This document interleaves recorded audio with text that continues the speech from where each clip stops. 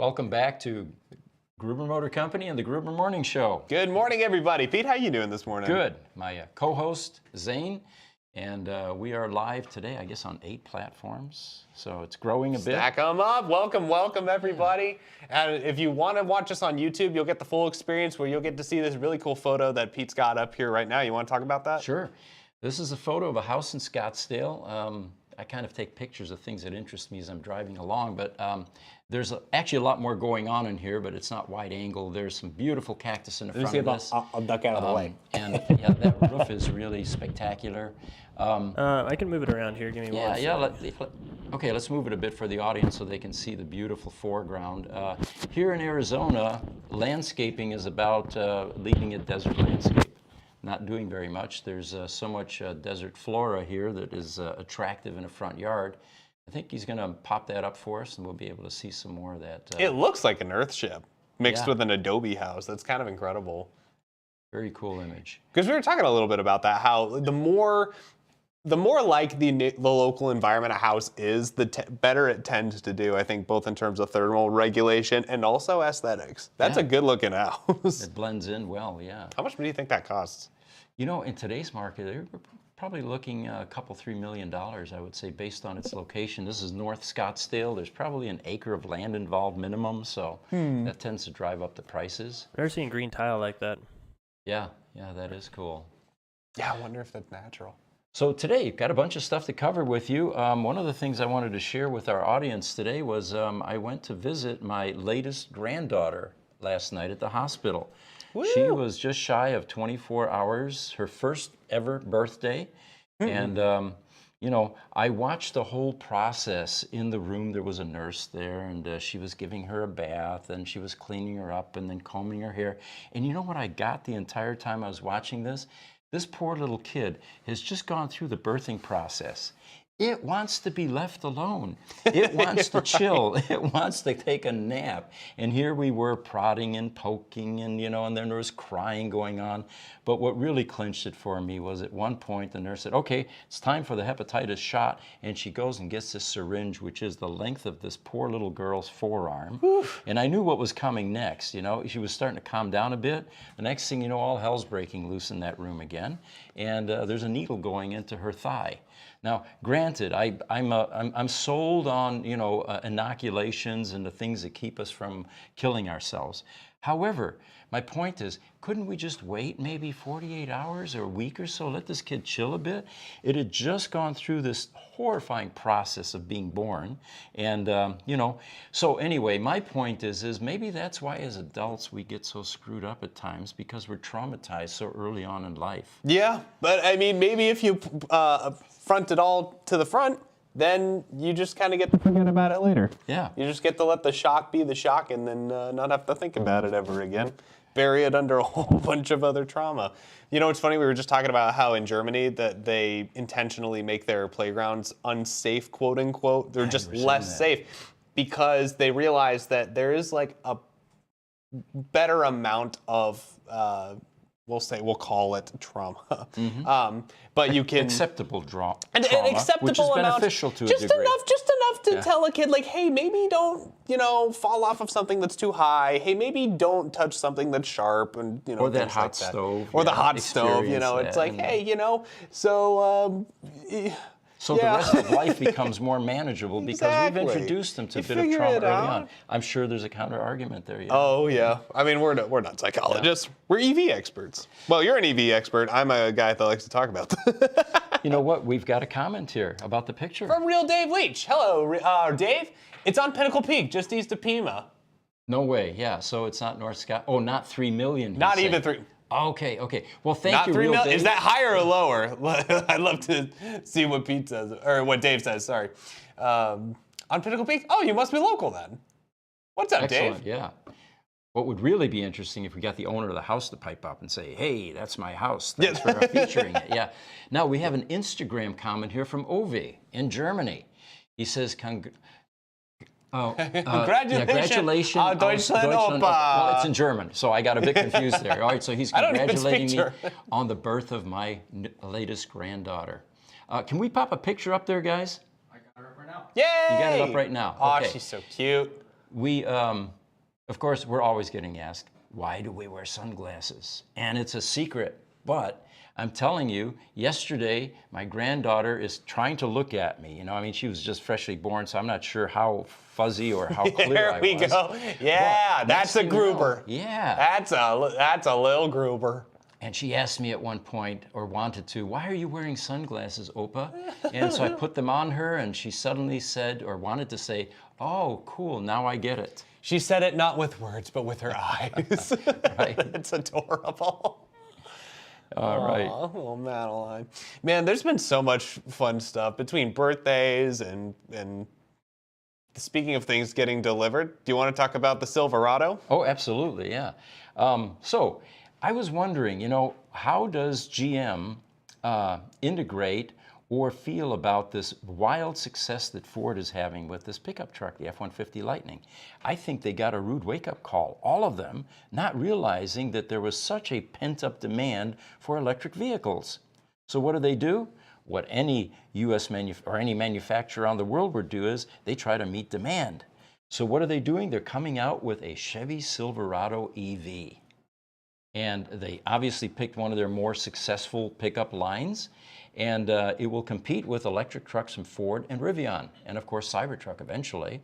Don't know how much it'll cost, don't know what the interior is like yet, but it should be available, they claim, by the end of next year. So in 2023, we'll have yet another pickup truck to add to the lineup of EV pickup trucks. It is it's on the GM lineup that you can actually buy right now. The Equinox and I believe it's the Blazer are still unavailable. But the Bolt EUV, and the Silverado are all available for pre-order. So you can actually order the Silverado, and we have a fair amount of information on it. It's been at a few auto shows. Some people have taken a look at the interior. It's also got that the mid hatch, or I forget what it's called, but it's a mid gate. That's what they call it. And the whole middle section is actually able to fold down to the inside, so it's got about, I think, 13 feet of available truck bed space if you include that mid gate being put down instead of the rear seats. It is kind of an amazing thing that you can do, specifically because it's on an EV platform. You've got so much more space to deal with. I was just watching a review of the Niro EV, the 2023 Niro EV, and because it's a platform that's designed for gas vehicles, and once they put the batteries in, they had more space.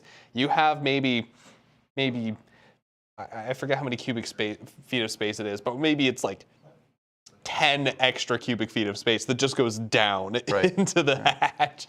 Well, I think Rivian has a capability of allowing campers to sleep in part of the truck or something. They do. On the R1S specifically, they have a part of the trunk space that actually lifts up onto a lip. It's a very slight angle, but they actually manufactured it so that it's the same sleeping angle that's most not proprietary, but it's the most comfortable for standard sleeping. Right. So I got to share something else with you. About 15 minutes ago or so, I get a call from our shop, and hey, one of the Roadsters just arrived, and we need you to drive the forklift to take it off. Well, we've got 3 people in the company that are trained on how to unload a bricked Tesla Roadster. And let me explain. These poor cars, the first generation Teslas, they are, if you don't charge them for a couple of months or so, they go into a state called bricked. This is a new term that Tesla came up with, and I think it comes from the fact that you have bricks inside the sheets inside the battery pack. Oh, I was going to say it was a computer thing, because they call that bricking with computers as well. Oh, they do? Okay. They do. Well, maybe that was, that was just a coincidental attachment to that term. But anyway, so these poor things, they are dead, and I mean dead to the point where the rear wheels are locked. Now, we have a way of getting into the firmware with a laptop, but we're not there. So oftentimes these cars remain locked. Now, you have to get a transporter out there to bring them in. And the reason they bring them to us from all over the United States is we can magically rebuild these cars and recover them and make them run again. Got a process where we go into the battery pack and we can wake it up and we can find resistive cells, and the next thing you know, this car is running. And we do at least 3 of these a week at this pace. Well, so they're constantly coming in. This particular one, they wanted me to go over there with a forklift to unload it because our other 2 guys are out. So I asked them to just hang tight, send the transport driver to get breakfast or something so I can get over there after the podcast. And then it turns out that this transporter buried this Roadster in the middle of the transport vehicle. They were able to split it in half, but there's no ramp to drag it off onto the ground. So now we've got to get a tow truck. We have to deck it, which is a way to pull it off, winch it onto the flatbed tow truck, and then eventually it gets on the ground, and then we can forklift it in the shop, and we can recover that pack. What's fascinating about this to me is 3 days ago, we went into one of our Model S's that has been here since 2017. It was a flood damage car. Mm-hmm. And so what are we looking at? 5 years now. It's been sitting there without any charge, without anything. Nothing. We fired this thing up. It had 91 miles range on the battery pack. Yeah, that checks out. That answers the question. The later Model S's are immune to this kind of a problem, but the Roadsters, don't miss the charging schedule, because if you do, there's a good chance it's going to have to be transported here for us to bring it back to life. They weren't entirely engineering those battery packs for anything, really. I think those Roadsters, if I'm understanding them correctly, it was really just as a test to see if this could really be done. Well, we've made this, we've offered this position a number of times. The Roadster was really a prototype released into the owner base before its time. And it was necessary because, Tesla was gasping for air in 2008. They were out of money, and they had to get a revenue stream in order to survive. If they hadn't done that, Tesla would not be here today. Oh, sure. And I think Elon would freely admit that. So the Roadster has some serviceability issues. That's a nice way to say it. But that's why companies like us exist, that have figured out a way to keep these cars running. That's awesome. Yeah. Especially because, do they even make battery packs that are swappable for the Roadster or anything like that? Tesla began making a battery pack again a couple of years ago. It's very low volume production, comes out of Lathrop, California. But thankfully, they're still offering it at $30,000. It sounds like a lot, guys, but we've run the numbers. There's no way that private industry or independents like us can manufacture a Roadster battery pack for anywhere near that cost. And the reason Tesla's able to do it is, one, they've got a obligation to keep their early cars running. Yep. And secondly, they buy batteries by the millions or billions cells. We don't have those kind of scale of economies, so there's no way that we could build a pack for $30,000. The cells alone would cost us near that. I know that we were just kind of talking, and that might relate to something else I know you wanted to talk about, but with battery production as it is, and we talk about it a lot, I think, on this show, is you've got so many cells that are trying to get into demand. You have, like the Silverado, for example, that's already sold out for 2 years. They're already 2 years ahead of schedule. The Hummer EVs already outsold for 2 years, and they can only make, as we said in the last show, 17 a day or something like that. Or no, it was 12 a day, and it'll take them 17 years. 12 per day, take them 17 years to catch up up just with the demand. current backlog. Right. We're not talking about the new orders that are coming in during the 17 years. Yeah. So I mean, with battery scaling and everything, it is going to be wild to see what that actually looks like. There's companies like EnergyX. I was just listening to the CEO on another podcast talking about their new approach, and they're trying to get a mining operation started in Bolivia, but it's a lot of politics, it's a lot of trade deals and negotiations to make that happen. But what they're trying to do is, reform a lot of what we already see in the industry, which is another big reason why I love what you guys are doing here and how that all ties back. Because if we can help recycling a lot of these cells, or if we can limit the number of cells that we actually need to import, rather than having to constantly create new ones, then we're looking at an economy of scale that's going to be so tremendously nice to be in, where we have these incredibly powerful machines that we can constantly play with and have to not necessarily replace a whole battery pack at a time, although right now we are kind of there. But with that ability to one day maybe even get to replace cells individually. I know that right now it's hard because you have packs that are completely insulated the way that they are, with like the Model S, how they've got that sheet over the top that helps direct any fire down through some vents. We could see. I think it'd be really cool. The future of modularity for EVs is something I think that interests Gruber Motors as a mechanic company, and also us consumers, people who want to play around with that kind of stuff. Right. Well, the challenge is to get the the battery production as close as possible to the EV production centers. Tesla, for example, buying batteries in China from CATL or Panasonic or whatever, is a horribly inefficient way to handle that. It gives them very little control. You're at the mercy of course, shipping issues and supply chain issues, and dock workers on the docks in California that don't want to show up for work. I mean, it goes on and on and on. So I think any of these EV manufacturers are very much interested in developing manufacturing capability, battery manufacturing capability, along with the EV production, and that's going to be the future.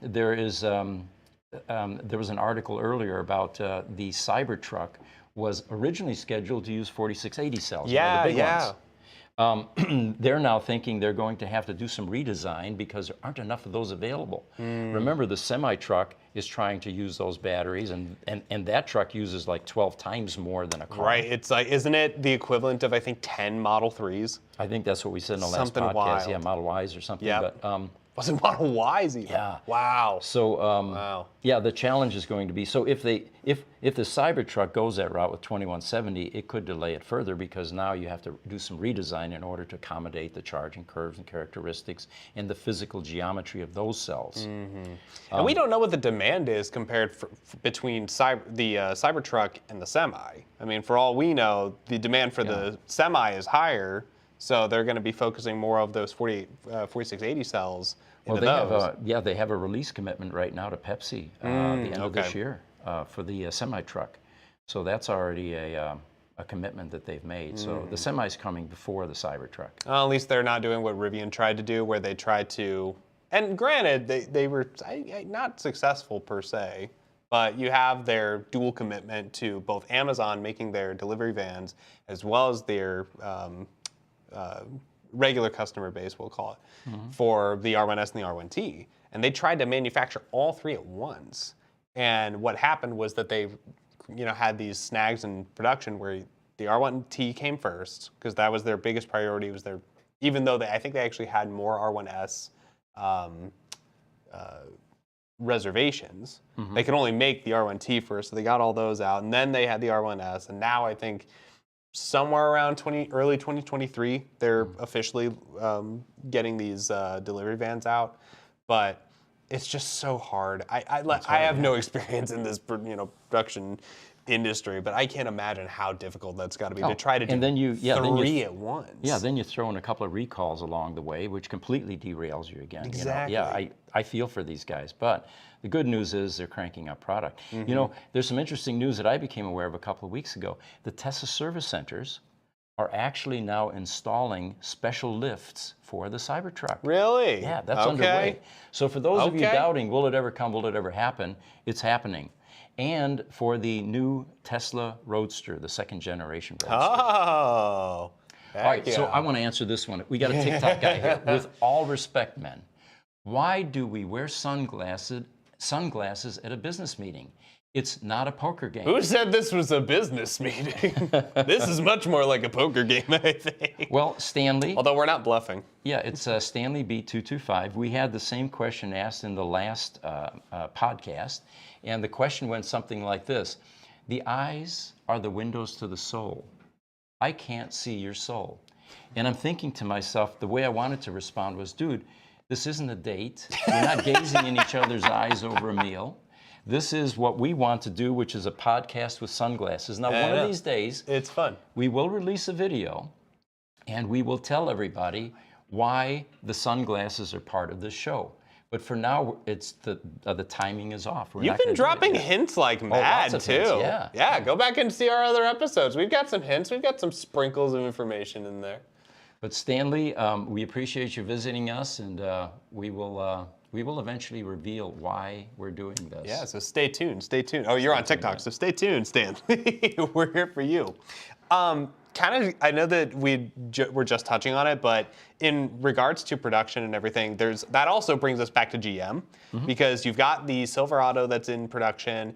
I just was listening to a news story about the Equinox, and they're not going to be able to actually sell them for 30 grand the way that they promised. And that's expected. I actually was just, I was building a Bolt EUV on their website. I was just curious. Like I kind of built my specs out to see what that would look like. It's like 50 grand. Is it? For Okay. for a Bolt EUV right now. And I think it ultimately comes down to, yes, you have the negotiation between price of materials and what you can actually sell it for and turn a profit. GM wouldn't be able to turn a profit on selling an Equinox for 30 grand. And not even within the next 10 years. So what do you think about this $40,000 Cybertruck? It's not going to happen. Okay. No. Yeah. And I don't think anybody that's ordered one is kidding themselves that it is going to be, because if it is, let's say they actually go crazy, and let's say they actually do list it at 40 grand. They're never going to be able to match that demand, and they're not going to be able to sustain that price for too long before they're losing money almost instantly. Sure. It costs way more than 40 grand to make a single Cybertruck. And if they tantalize you with a list of additional options, like a tri-motor, for example. Yeah, right. Everybody's going to crank that price way up because sure. you're going to want the best version of that Cybertruck. See, that's something I still respect about Rivian for all the faults and the hardships that they had in their production. They were very clear up front. They're like, look, we got a quad motor, we got a dual motor. You can have one or the other. Originally, you could only get the quad motor. I think they didn't release the dual motor until later. And now they even pulled back. They had the Adventure package, and they had like a launch edition package. There was some other package. So they just got rid of it because it's like they can't realistically even manufacture them, and they're not going to lie to customers like that. They had some issues with that a little bit, where they had to bump up the prices and tell everyone, including current reservation holders, that their prices went up, which got everybody mad, and then they had to pull it back. There was this whole deal, 6 odd months ago, I think it was. Sure. Which luckily, they were able to learn from that. GM hasn't necessarily had that issue yet. I think we're probably going to see something like that happen when the Blazer ESS gets released. And the Equinox gets released, and the Equinox is a car I'm genuinely excited about. Are you? Because it's bigger than an EUV. It, I think, is a more close competitor to, I think, the ID4. And the ID4 has a lot of praise going for it. You've got a 40, 50 grand for. It's an EV the size of essentially a minivan. It doesn't have 3 rows the way that the R1S does. And the R1S, to its own credit, actually can comfortably fit 3 rows of seats, we keep continuing to see. But the Equinox is something exciting because it's like, okay, we have another option in that category. If you're not stuck with an ID4, now you can look at the GM model, and I'm here for some good competition. By the way, we had a customer come by yesterday. We have people tour our facility almost every day, and he was going to buy a Rivian, and they let him test drive it, and he wasn't impressed. Oh, really? Yeah. I didn't There get is a too service many center not details. too far from here. From here, yeah, but he's on the East Coast. So, okay. And part of his concern too was serviceability. He looked around and said, where's my nearest service center? But if you're listening, Rivian, give us one of those trucks for a day or two, and we'll do a review for you. It looks like we've got some questions or some comments coming in. One from Switzerland. Can we pop that back up? Yeah, listen, can we go YouTube Darren? Hi, Darren. Hi on YouTube. From Ben Kenobi. Hello there. Hello from Fallbrook, California. The drone YouTube was fantastic. That was a great video. All right, yeah. That was one that I think you guys agonized over the most. I watch these guys make videos every week, and they really put a lot of effort into this video. Let's explain what the process here was. For those of you that haven't seen it, go to our YouTube channel, look at the latest video, and what you will see is a brief video, about 3 minutes or so, where there's a mini drone, and this thing was small. It was so small that in order to get the camera to work on this drone, they had to take the weight off the camera. So they took a GoPro, stripped it, and had bare GoPro sitting on this drone. This drone now was able to fly in between cars. And in 2 cases, we actually have it flying up and through a Tesla Roadster where the battery pack has been removed. We think that no one has ever done this before. It's very cool. And we need to get Guinness out here to give us a world record for flying a drone through a Roadster. Yeah, shout out to the pilot. Who was the pilot on that? a young guy named Tyler. Tyler. Yeah, what's his last name? Yeah, so the drone pilot is Tyler Healy. His Tyler Healy. Instagram Yes. is THEALY. Very cool, yeah. And very creative. He did work for the Phoenix Suns, for example. And there was a drone shot where he had some of the players out on the court, and this little thing was just zipping around them. It was a fascinating video.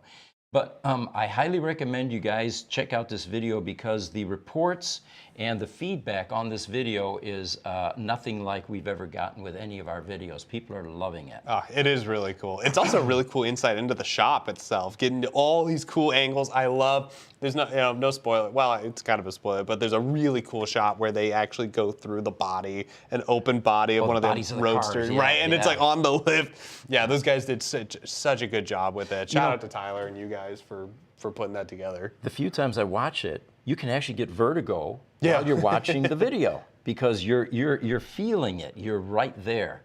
When he came out, by the way, to shoot this, he gave me some virtual goggles. We both had them on. The FPV goggles? Yeah, and I was able to see this thing zipping around where it was, and it was, as one of our viewers said, mesmerizing. But anyway, check it out.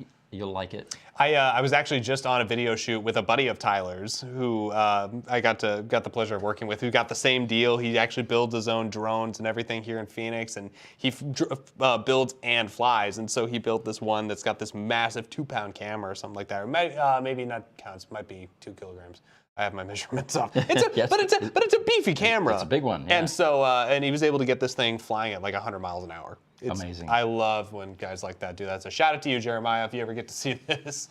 What actually inspired our video was the Tesla Berlin video that was done about 4 or 5 months ago, and that's another one I recommend you guys watch. They've got a mini drone that's not only flying through the factory, but flying in between the die-cast presses as the thing is compressing metal. And it just barely escapes as it goes out the other side, you know? That is cool. It's amazing what they can do with these little drones. Oh my gosh. From YouTube, from Tesla Charged, the base model Cybertruck will be 80K. 80K, okay. That checks out. I mean, Rivians are 80K. F-150 Lightnings are above 50. That checks out. From Dominic Lang on YouTube, hello from Switzerland. Hello, hello. From on TikTok, from Jim Hill. GM will never stick around. Too late in the game. Tesla's 3.5 million versus GM 15,000. 410 drive over a wireless charger will replace being plugged in. So he's mentioning 2 things here.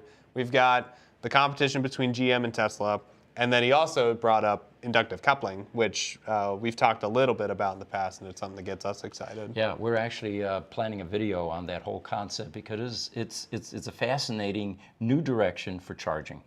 Wireless charging, essentially, is what we're talking about. Yeah, if we can get the material for that, because I think that might be another thing with materials and cost. I mean, I don't know what the materials are when it comes to making inductive coupling happen, but I can imagine that, hey, why not throw some of that under the road? Let's get that happening. I think that'd be really cool. You know, we've got somebody from Dubai, Dubai that just popped up. Hey! And, Instagram, Ahmad Bahar, 85. He has 2 Roadsters in his shop in Dubai. One of them was in your shop. And one of them was in our shop, really? Okay. Hey! I repair the first one, but the second one needs a new battery. It's from the first 400 cars, and it's only a 200-mile car. Wow. Email us, and I can give you some information about how to recover a battery pack. But the problem with Roadsters is there is a short-term brick, which is quite recoverable, do it every day, and then there's a long-term brick car, and now it's no longer able to be recovered because way too many cells are defective in that pack. Here's a question I have for you since I actually have you, and I can't believe I haven't asked this yet, but like when you find, say, a Roadster, or any Tesla, I would say, because you know how some cars, they get totaled in a number of different ways. At auctions, yeah. Yeah. What would you call a completely totaled Roadster? What is a Roadster that you think is just beyond repair, functionally speaking? Well, there are ways to make any Roadster come back to life. And the only example I can give you there is as these cars become more valuable, The $3.5 million 1971 Hemi Cuda convertible that sold here in Paradise Valley years ago. They were driving it back from LA from a car show, and one of the reporters asked them, "Aren't you afraid driving this thing on the car? You know, what if you get into an accident? What if it gets totaled?" And the response was, "With a car this valuable, it will never be totaled because you can replace every nut, bolt, screw, every part on that car." The problem with totaling is it's a financial decision based on, is it cost effective to repair? I see.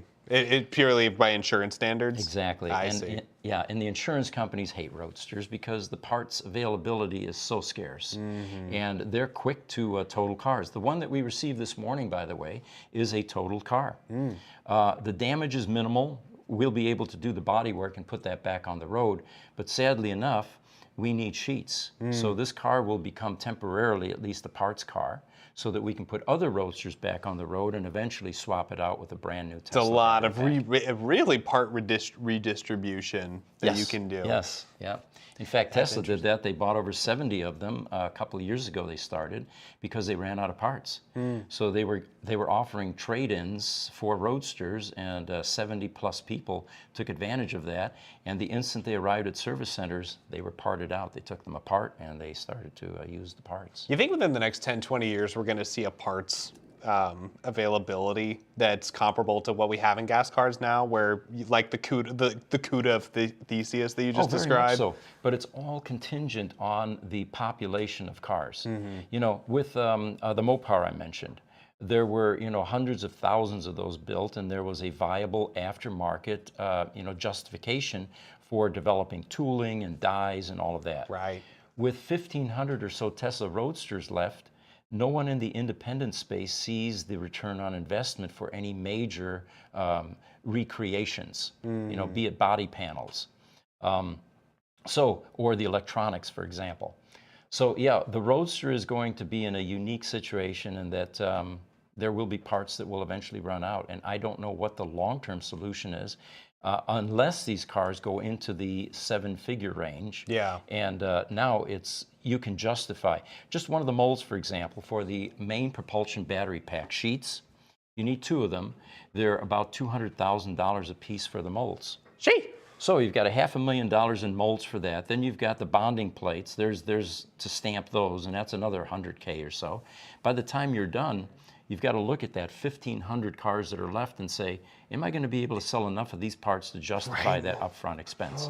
And that answer's been a resounding no up until now. Which is strange, because if it's built off of a Lotus Elise, you would think that Lotus or someone would still have some of those. Simple answer to that, yep. Only 7% of the Tesla Roadster today is Lotus Elise. Oh, really? And the reason is serious miscalculations.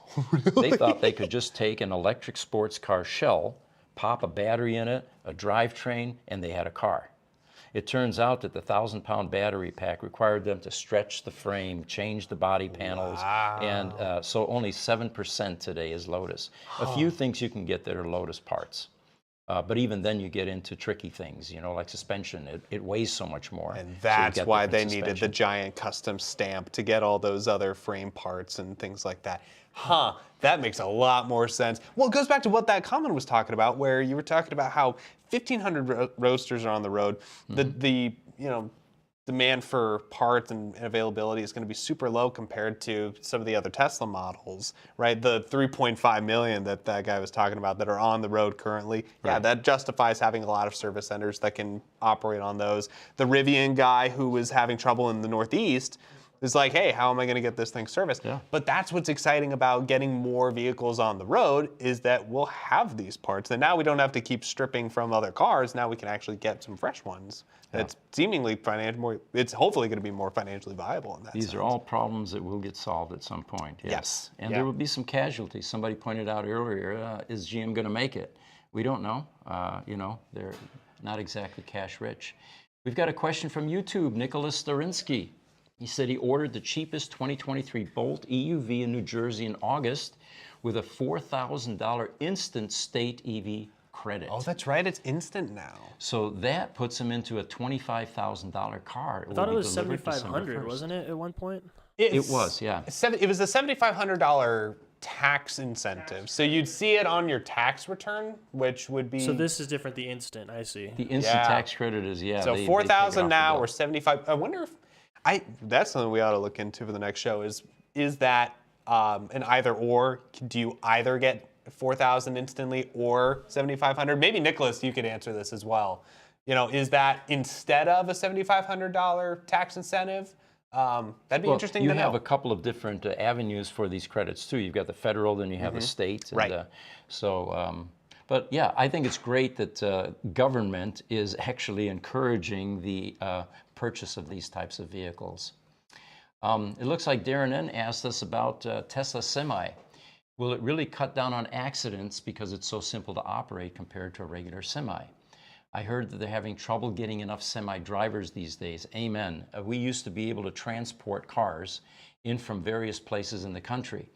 LA, California, SoCal, typically $300 to $400 per leg. Now it's over double that. Well, Yeah. the goal is to not have drivers at some point, right? Yeah, exactly. I actually have some insight on this. One, because I actually know some folks at Waymo, and I've seen those trucks up close. And I actually saw one, unfortunately, off the road about a week ago, and it was involved in an accident. I don't know whether it was the truck's fault, but it was the truck that was stopped along with some other cars just up on the 17 there, which was unfortunate. Or no, sorry, it was the 202. Okay. Which was unfortunate to see because the technology is so, it's getting there. Sometimes you've got the occasional slip up. Sometimes it gets a little confused, but overall, it's advancing hilariously fast. Compare that to my brother, who's actually a trucker over in Oklahoma City, who works with FedEx. Now he does runs within Oklahoma, so he's not going particularly interstate, as far as I know. But you've got this attention to detail, and this might be a bigger conversation to have in regards to AI and self-driving technology mixed with human drivers, and the consensus seems to be it kind of looks like it's going to be an either or. You either have fully autonomous drivers on a road or you have all human drivers. Sure. And you can't really mix the two. So in regards to that comment about the semis, and you're right, and you're right, Jesse, too, about being able to completely automate the trucking process. I don't know if it's ever going to be completely Get automated, them driverless, yeah. but on those highway stretches, for sure. Yeah, it seems like the safest place to introduce anything like that would be on the Exactly. interstate highways. It's the stop and go traffic and the stoplights and the pedestrians crossing. There's where your risk just Right. increases exponentially. But on a straight run on the interstates, full self-driving should have no problem and probably end up being safer.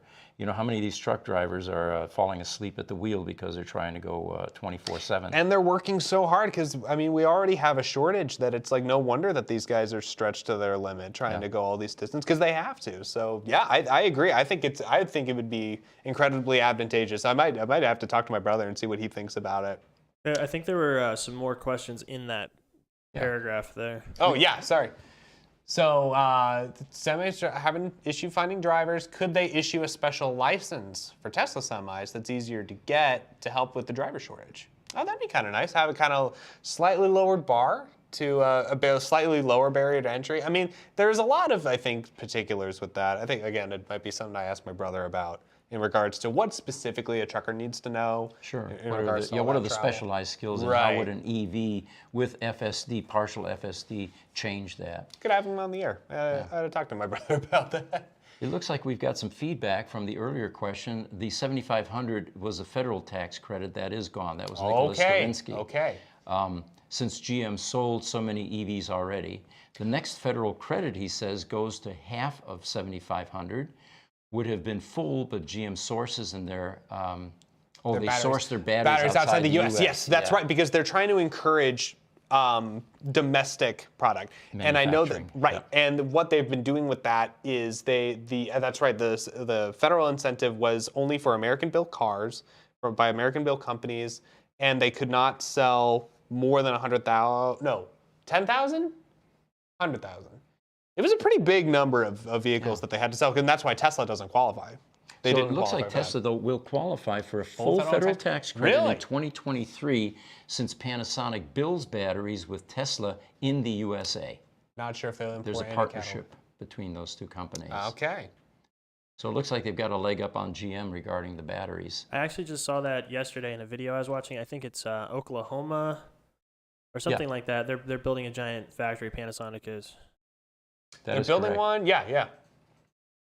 From YouTube, from Lacey Melvin. Hello from O-Wings Mills. Maryland, yeah, there we go. Hello. For our friends in the Northeast, a few hours ahead there. Hope you're enjoying your lunch break. Okay, Ahmad Bahar in Dubai is asking, where can I buy a new battery for a 2008 Roadster?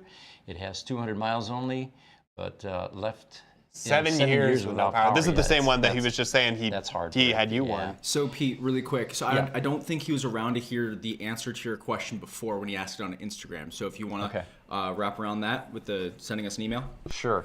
To get your battery from Tesla. Currently, Tesla's position as of a month or so ago is they're no longer allowing battery purchases for Roadsters, elective purchases, meaning the car's running. They're only going to sell you one if you have a hard brick Roadster. Well, you've got a hard brick Roadster, sir, so you qualify. A couple of things to do. Send an email to ev@gruber.com and we will insert you into the Roadster battery wait list queue. Well, hold on, Pete. Yeah. I have that. I'm pulling that up, that website. He can go to our website and submit all his information there to join the queue as well. Oh, there you go. And then the second half of that is alert Tesla to the same need. And the email there is roadsterservicena for North America @tesla.com. Explain to them that you have a hard brick Roadster. It's been bricked for 7 years and that you would like to purchase a replacement battery pack. Now, be prepared for some delays because outside the United States, it's difficult for Tesla to install batteries in Roadsters. Europe is a bit better because they have some infrastructure there. I don't know how they're going to handle Dubai, but it's definitely a start for you, is to contact those two email addresses, our website and that Roadster service. I know with also a lot of this battery swapping is, you had mentioned it on a short, I believe, where the chemistry in a lot of these new batteries is so different that it's not as easy as just plug and play. Well, that's the question typically is, why don't we just put 2170s into that Roadster? The first thing is geometry. They're too long. They won't fit. Because you have 6,831 cells in a 1,000-pound battery pack that happens to fit just perfectly into a cavity left by the engine removal from the Lotus Elise. So there aren't many options for the Roadster other than a replacement by Tesla at this point. You're very welcome, Ahmad. He says thank you. I have another item here. Florida, Hurricane Ian. Right? Yeah, tragedy. There's a sad picture of multi-million-dollar supercars, two of them that were swept away by the floods around, I want to say this is Naples, Florida. All right. And apparently a McLaren P1, which they only built like 245, which is a hybrid, by the way. I was shocked to hear that. Yeah. It's like a Prius on steroids. I love me some angry Prius technology. We laugh, but that is some fun stuff. But in a McLaren, is it like a hydrogen or is it? It's no. It has a internal combustion engine, and I think it was a V8 along with a electric drivetrain. They call it a hypercar, and this poor thing actually was swept away, ended up being floating down a street and ending up on top of a toilet, which also apparently was ripped out of a house by these floodwaters. That's rough. So the comments here are, is this car now going, it's a $2.3 million car, by the way, and just sold at auction a month or two before. $2.3 million car. First question is, does he have insurance? The insurance companies are a bit fickle about flood insurance. I went through this years ago with water that ended up ruining a wood floor in my house. And it turns out that because we live in a floodplain, we didn't have flood insurance. That would have been a huge uplift, which we did not select at the time we got our homeowner's insurance. They didn't even tell you that you're in a floodplain? So they initially didn't cover it. Their fault. And you have this issue of, what will happen to this car now? Is it going to end up at Copart or IAA being sold at auction? And if so, what will it sell for? And of course, the question we invariably get, being flood damage car experts, since we bought 22 Model S's in 2017, how hard or easy will it be to bring a car like this back to life? Well, honestly, I wouldn't touch this. Any of these yeah. parts in a car like this are going to be more than your average car that you would buy, hypercar McLaren. Oh, absolutely. I mean, any car with flood damage, you really have to essentially avoid. I was just listening to a thing about the recent the Teslas that were caught in the recent hurricane, and it's nothing. No car is immune to flood damage, really. Even the Model S, which had that, supposedly the floating battery pack, and those guys turned it into a boat. We laugh, and it's a shame. Most of my family's down there in Baton Rouge, and so they've been hit by Katrina, and recently they've had other flooding due to the last tropical storm, and it destroyed everything. They had to completely redo their house. Their cars were gone. Oh, I remember that. We bought cars out of that area too during that time. Yeah. Which actually was the best car we ever received. Was a car with 597 miles on the odometer. Oh, wow. We hacked into the MCU once the car got here, got the owner information, said, "What happened to your car?" He said, "I had it 4 days." 597 miles on the car. Oh. And he was driving down a street. It had just rained, and it looked like it was pretty wide. He goes to pass on the right, and there's a 4-foot culvert that was completely covered with water. So he drove it into the freshwater culvert. Oh. But that car was the best car that we ever received, because by the time it got here, it was totaled. Yeah. It had dried up sufficiently where we were able to drive it off the transporter.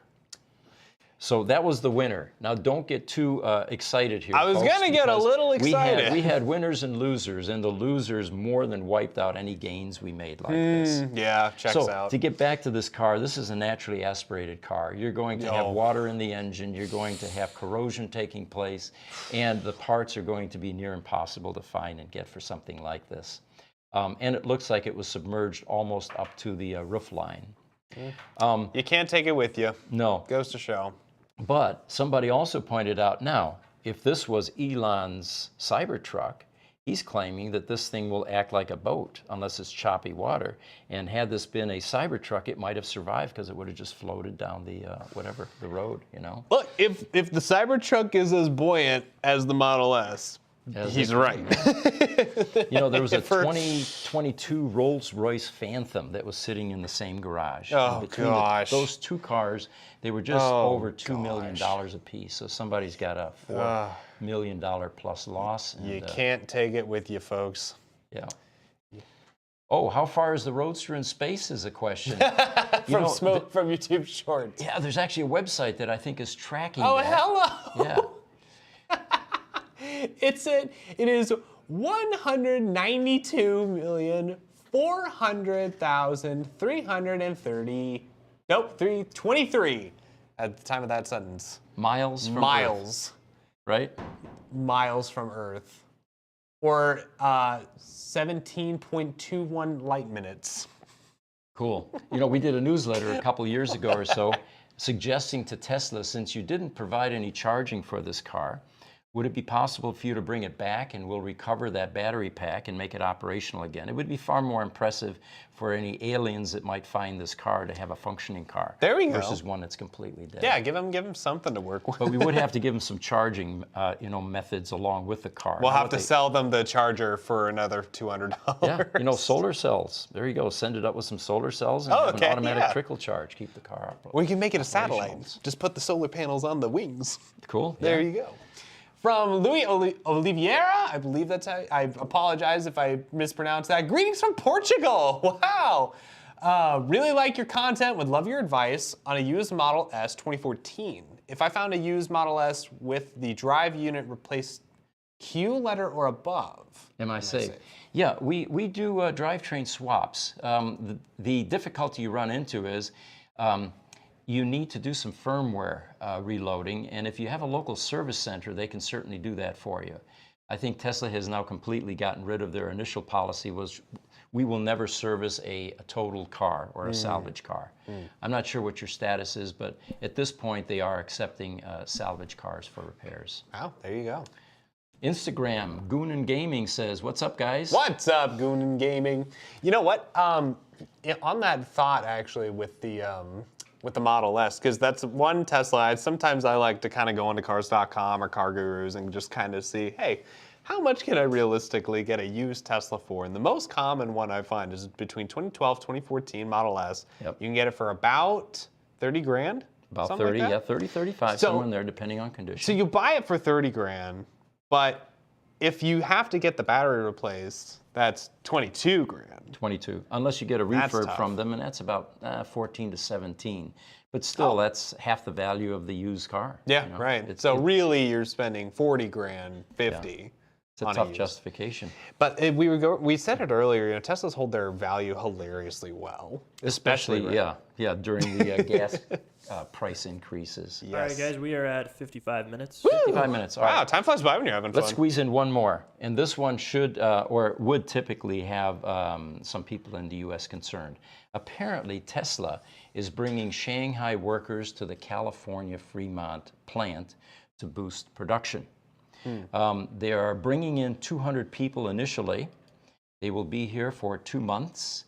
And the primary purpose of that is to help increase production so they can get more cars out. Now, remember, Tesla has already upgraded the Shanghai plant to double capacity. And that was this year. They have targeted a 50% average annual growth in deliveries for Shanghai. Wow. And it looks like they're now interested in boosting production here in the U.S. And again, it's what we've been talking about is that a manufacturer that has far more demand than they have capacity is going to be highly motivated to increase the production capacity to meet that demand. Exactly. So it's no longer investment time, it's investment to meet demand, and there's a revenue stream attached to that. Time to grind, especially because we had talked about earlier how the demand in Shanghai is naturally large because of its why do I always losing words? Its proximity to its customer base. Right. And you would think that Teslas would be a lot more popular in the U.S. since they did start in California, but they are extremely popular there for sure. Well, China was actually not only servicing the Chinese market, which is probably one of the largest markets in the world, but from there they were shipping into Europe.